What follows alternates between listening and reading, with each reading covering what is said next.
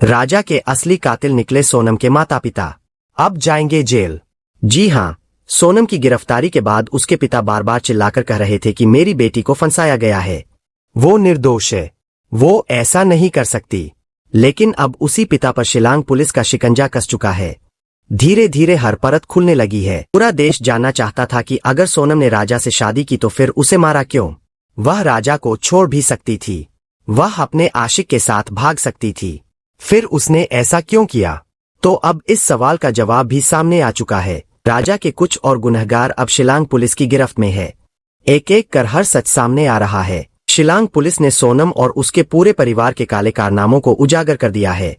अब पूरा परिवार जेल की सलाखों के पीछे होगा।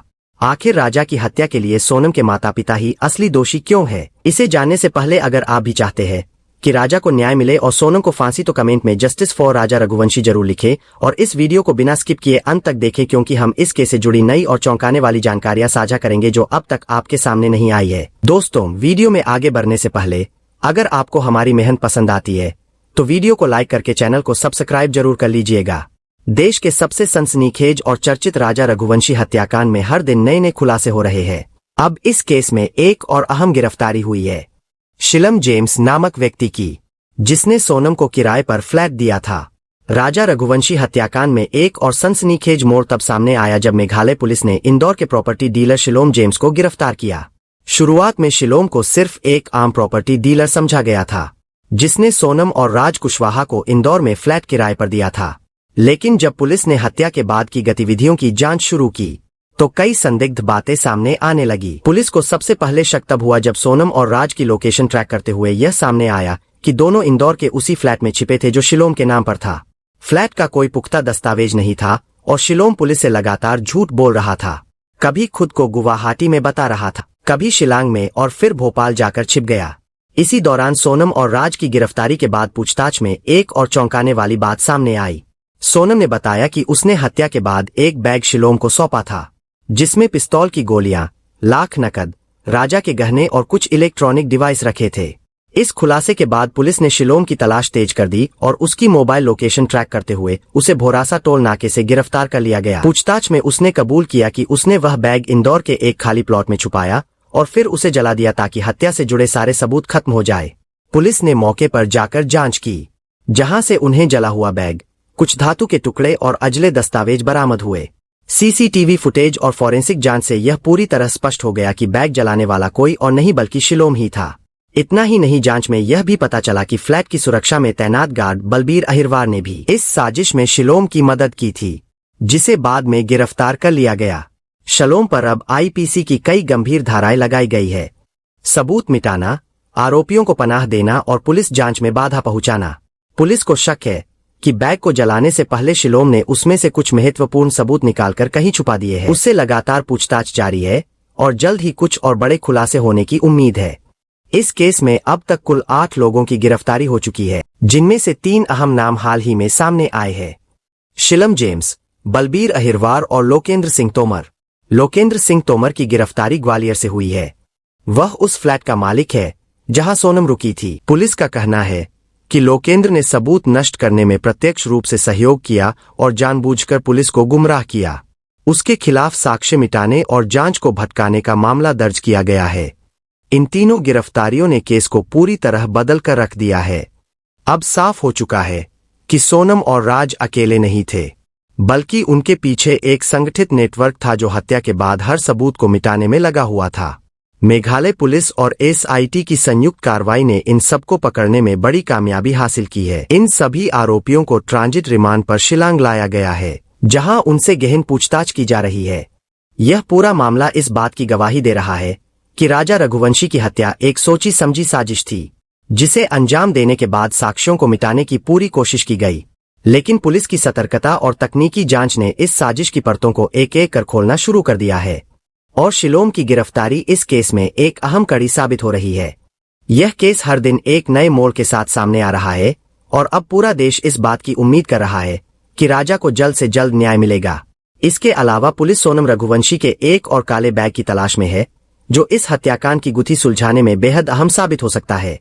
बताया जा रहा है कि इस बैग में न सिर्फ हत्या के पहले की तैयारियों से जुड़े दस्तावेज और सबूत है, बल्कि वह पिस्तौल भी रखी गई थी जिसे यह लोग राजा की हत्या करने वाले थे। लेकिन बाद में उनका यह प्लान फेल हो गया।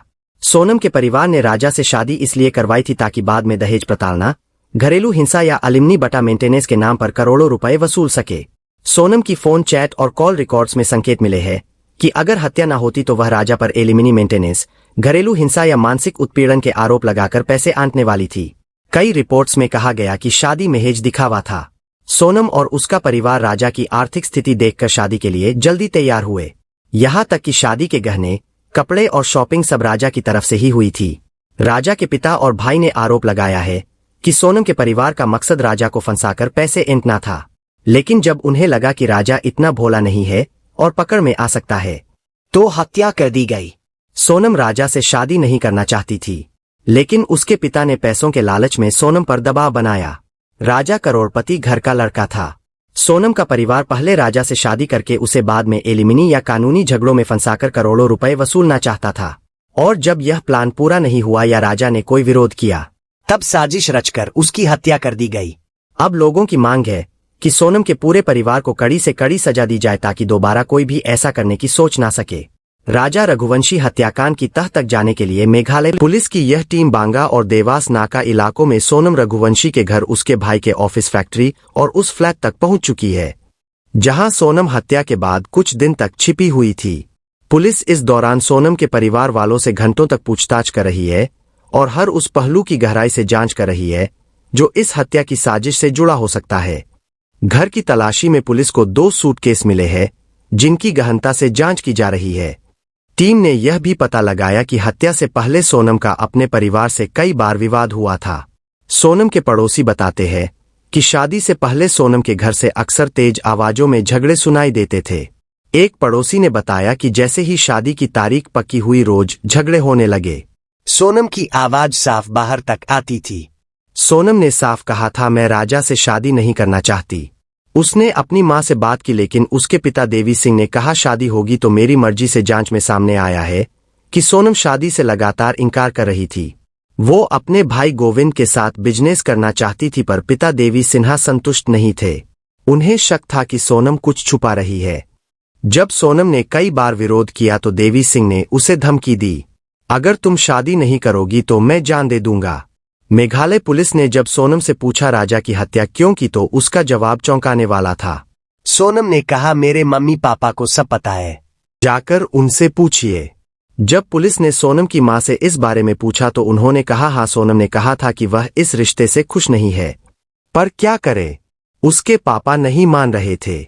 सोनम ने अपनी मां से साफ कहा था, मैं राजा से शादी तो कर लूंगी लेकिन उसके साथ कभी खुश नहीं रहूंगी, लेकिन बाद में इसका अंजाम बहुत बुरा होगा और अब वह बुरा अंजाम आप सबके सामने है। राजा अब इस दुनिया में नहीं है। राजा की हत्या के 20 दिन पहले ही सोनम और उसके प्रेमी राज कुशवाहा ने मिलकर इस खौफनाक साजिश की बुनियाद रख दी थी। राजा और उसके परिवार को इस साजिश की जरा भी भनक नहीं थी, क्योंकि सोनम शादी के दिन भी मुस्कुरा रही थी और अंदर ही अंदर एक तूफान पल रहा था। एक ऐसा तूफान जो राजा की जिंदगी लील जाने वाला था। मेघालय पुलिस को शक है कि इस हत्याकांड की साजिश पहले से ही रची जा चुकी थी और सोनम के परिवार के कुछ सदस्य इस योजना से अनजान नहीं थे, इसीलिए उनसे लगातार पूछताछ की जा रही है। पड़ोसियों की गवाही, सोनम की शादी से पहले की गतिविधियां, घर में तनाव का माहौल और उसके बयान, इन सबको देखते हुए पुलिस यह मान रही है कि यह सिर्फ एक अपराध नहीं बल्कि एक ठंडे दिमाग से बनाई गई साजिश थी।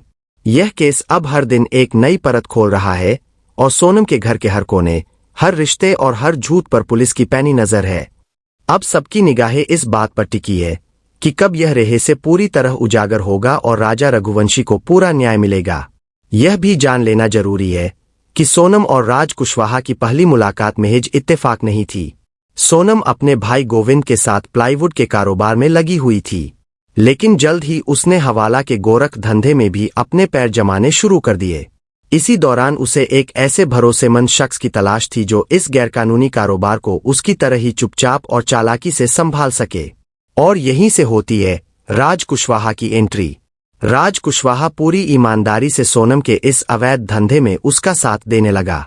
पैसों का खेल, लेन देन का जाल और गैरकानूनी मुनाफे का बढ़ता दायरा, यही वो जहर था जिसने दोनों को और करीब ला दिया। जो राज पहले सोनम को दीदी कहकर बुलाता था, वही अब उसे जान कहने लगा। दोनों का यह रिश्ता इतना गहरा हो गया कि प्यार अब जुनून बन गया, और यही जुनूनी रिश्ता कहीं ना कहीं राजा रघुवंशी की दर्दनाक मौत की सबसे बड़ी वजह बना। राजा की हत्या से 5 महीने पहले से ही सोनम और राज की नजदीकियां लोगों के बीच चर्चा का विषय बन चुकी थी। तकरीबन 2 महीने पहले सोनम ने इंदौर के स्कीम नंबर इलाके में एक नया दफ्तर खोला था। कागजों में इस दफ्तर को शेयर मार्केट से जुड़ा ऑफिस बताया गया था, जिसमें 7 लोगों को नौकरी दी गई थी, जिनमें से ज्यादातर महिलाएं थीं। आसपास के लोगों को बताया गया कि यह शेयर और फाइनेंशियल इन्वेस्टमेंट से जुड़ा काम होता है। लेकिन जब पुलिस ने जांच की तो एक चौंकाने वाला सच सामने आया। यह ऑफिस असल में सिर्फ दिखावा था। यहाँ हवाला का गैरकानूनी कारोबार चलता था। इस फर्जी दफ्तर की भनक ना तो स्थानीय प्रशासन को थी और ना ही मोहल्ले के किसी शख्स को। लेकिन अब जब शिलांग पुलिस ने छानबीन तेज की है, तो इस दफ्तर से जुड़ी हर परत एक एक कर सामने आ रही है। शिलांग पुलिस द्वारा दी गई जानकारी के मुताबिक शादी के बाद भी सोनम लगातार एक लड़की से बात कर रही थी, जिसे उसकी मिस्ट्री फ्रेंड माना जा रहा है। राजा की हत्या से कुछ ही घंटे पहले सोनम और उस लड़की के बीच बातचीत हुई थी। बताया जा रहा है कि सोनम समलैंगिक है और उसका इस लड़की से ऐसा रिश्ता था जो शायद नहीं होना चाहिए। अब पुलिस उस लड़की की तलाश कर रही है। इस पूरे मामले में जो सबसे ज्यादा चुप्पी साधे बैठी रही वो थी सोनम की भाभी। ना उन्होंने किसी को कुछ बताया, ना ही किसी सवाल का जवाब दिया। लेकिन अब पुलिस को शक है कि शायद सोनम की भाभी सब कुछ जानती थी। आखिर जिस घर में रोज झगड़े होते थे, वहां परिवार के और सदस्य कैसे अनजान रह सकते हैं। कभी कभी सच्चाई हमारी आंखों के सामने होती है, लेकिन हम रिश्तों के पर्दों में उसे देख नहीं पाते। इस केस में दोषी सिर्फ सोनम ही नहीं, कहीं ना कहीं उसकी परवरिश, पारिवारिक दबाव, एक जिद्दी सोच और उसके पिता देवी सिंह भी बराबर के जिम्मेदार है। शादी से पहले अगर किसी ने सोनम की आवाज को सुन लिया होता तो राजा आज जिंदा होता।